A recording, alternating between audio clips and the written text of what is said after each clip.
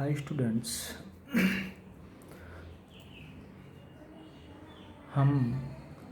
ये मेरा छोटा सा प्रयास है जिसके माध्यम से मैं इंग्लिश ग्रामर की शुरुआत कर रहा हूँ।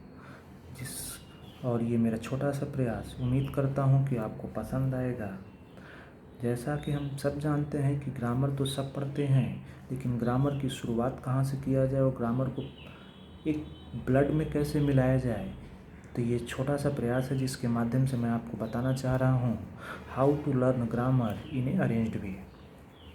जैसा कि हम सब जानते हैं कि ग्रामर को पढ़ने से पहले हमको अल्फ़ाबेट को जानना ज़रूरी होता है, तो हम एक ग्राउंड जीरो से शुरुआत करना चाहते हैं। जो अल्फ़ाबेट होता है, अल्फ़ाबेट टोटल 26 होते हैं, ये सभी जानते हैं। 26 जो अल्फ़ाबेट होते हैं उसको दो भागों में विभाजित किया गया है, जो वावेल 5 होते हैं और कॉन्सोनेंट 21 होते हैं। वावेल AEIOU होता है, जिसके माध्यम से हम किसी सेंटेंस को फॉर्म कर सकते हैं। एक वर्ड, कोई शब्द का फॉर्मेशन जो है इन्हीं वावेल के माध्यम से होता है, और वावेल और कॉन्सोनेंट के मिल के ही शब्द बनते हैं। तो शब्द जो होते हैं, वो जो वर्ड्स जिसको इंग्लिश में कहा जाता है, ये वर्ड्स जो है टोटल 8 प्रकार के होते हैं। वो 8 प्रकार के वर्ड्स जो शब्द होते हैं वो कौन कौन से हैं, तो वो है नाउन है, pronoun, adjective, verb, adverb, preposition, conjunction और इंटरजेक्शन होते हैं। फर्दर हम नाउन को भी आगे सारे पार्ट्स ऑफ स्पीच को हम फिर से डिटेल से पढ़ेंगे। फॉर एग्जाम्पल, नाउन को किस वे में पढ़ा जाए जिसके माध्यम से हम नाउन का कॉन्सेप्ट क्लियर कर लें। तो जैसे नाउन को हम काइंड से पढ़ेंगे, जेंडर के काइंड से पढ़ेंगे कि जेंडर के कितने प्रकार होते हैं, नाउन के कितने काइंड्स में कितने प्रकार होते हैं। जैसे काइंड्स में पढ़ा जाएगा तो proper noun, common noun, collective noun, material noun और एब्स्ट्रैक्ट नाउन होते हैं। अगर काइंड से पढ़ लिया तो ये हो गया। जेंडर से पढ़ेंगे तो masculine gender, feminine gender and neuter gender. ठीक उसी प्रकार से नाउन को हम काउंटेबल और अनकाउंटेबल में बांटेंगे, कॉन्क्रीट एंड एब्स्ट्रैक्ट नाउन में बांटेंगे। तो नाउन को किस वे में पढ़ा जाए, जो डिटेल स्टडी जब हम लोग करेंगे तो उसके माध्यम से समझाया जाएगा। अभी मेरा छोटा सा प्रयास है जिसके माध्यम से मैं ग्रामर को कैसे शुरुआत किया जाए और कैसे पढ़ा जाए ये मैं बताना चाह रहा हूँ।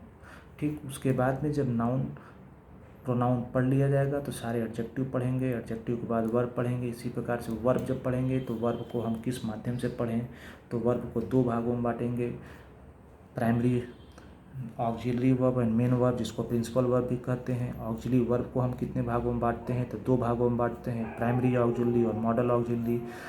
प्राइमरी ऑक्सिलरी को हम फिर कितने भागों में बांटेंगे, तो 3 भागों में बांटेंगे, जिसके माध्यम से डू के अंतर्गत, हैव के अंतर्गत और बी के अंतर्गत। और मॉडल ऑक्सिलरी में हम 13 ऑक्सिलरी वर्ब पढ़ेंगे। तो हम जब वर्ब्स को पढ़ेंगे तो वर्ब्स को भी कॉम्पिटिटिव लेवल पे पढ़ेंगे, जिसके माध्यम से टोटल वर्ब जो है कितने प्रकार के होते हैं, मेन वर्ब कितने प्रकार के होते हैं, हेल्पिंग वर्ब किसके कितने प्रकार के होते हैं, उसको भी जानने का प्रयास करेंगे लेटर ऑन। लेकिन अच्छा, जब हम वर्ब पढ़ लेंगे तो प्रीपोजिशन, कंजंक्शन, प्रीपोजिशन कितने होते हैं, कितने प्रकार के होते हैं, कंजंक्शन कितने होते हैं, कितने प्रकार के होते हैं, वो सब भी पढ़ा जाएगा। अभी ये छोटा सा प्रयास, जब जैसे ही हम वर्ड्स पढ़ लेंगे तो वर्ड्स से ही मिलके सेंटेंस बनते हैं। जो सेंटेंस पढ़ते हैं वो सेंटेंस कितने प्रकार के होते हैं, तो सेंटेंस जो होते हैं वो 5 प्रकार के होते हैं। वो कौन कौन से हैं, assertive sentence, imperative sentence, interrogative sentence, exclamatory sentence and optative sentence.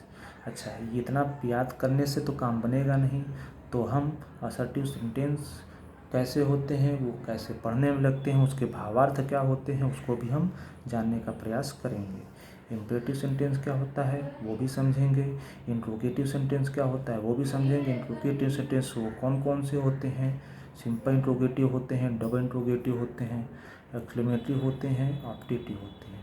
Exclamatory और ऑप्टेटिव सेंटेंस में थोड़ा कन्फ्यूजन होता है, जिसको हम दूर करेंगे। जैसे ही सेंटेंस पढ़ लेंगे हम टेंस पढ़ेंगे।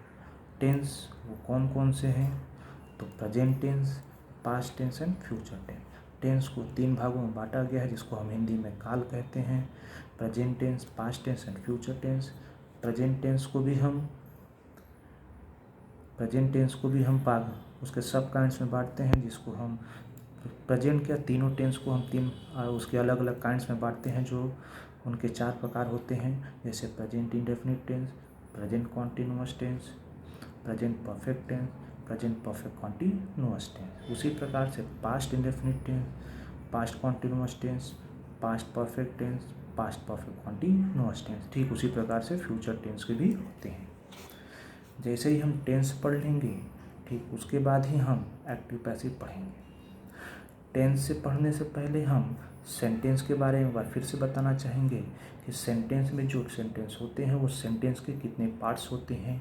जैसे सेंटेंस में होते हैं सेंटेंस जो है 4 भागों से मिलकर बना होता है। जैसे सेंटेंस में सब्जेक्ट होता है, वर्ब होता है, ऑब्जेक्ट होता है और रिमेनिंग मैटर होता है। तो सब्जेक्ट को भी हम डिटेल स्टडीज़ करेंगे। जब से डिटेल पढ़ेंगे तो सब्जेक्ट में वो कौन कौन सी चीज़ें आती हैं जो सब्जेक्ट मिल के बनते हैं, जिसको सब्जेक्ट और प्रेडिकेट के माध्यम से भी पढ़ेंगे।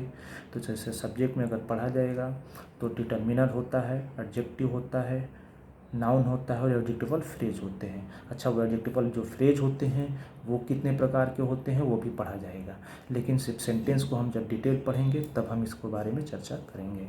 नाउ जैसे ही हम सेंटेंस पढ़ लिए, टेंस पढ़ लिए, टेंस के बाद ही हम एक्टिव और पैसिव पढ़ लेंगे।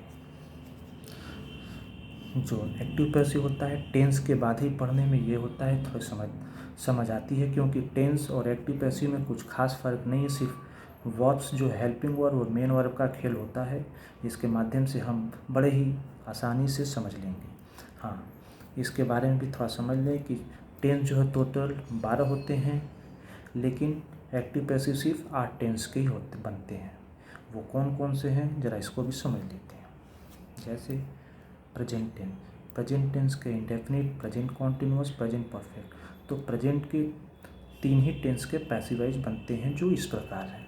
ठीक उसी प्रकार से पास्ट के भी 3 टेंस के ही पैसिवाइज बनते हैं, जो past indefinite tense, past continuous tense and past perfect tense. ठीक उसी प्रकार से फ्यूचर के, लेकिन सिर्फ फ्यूचर में सिर्फ 2 ही टेंस के पैसिवाइज बनाए जाते हैं। वो कौन कौन से हैं? तो future indefinite tense and future perfect tense. Thank you दोस्तों। अगर वीडियो अच्छा लगा तो लाइक ज़रूर करें।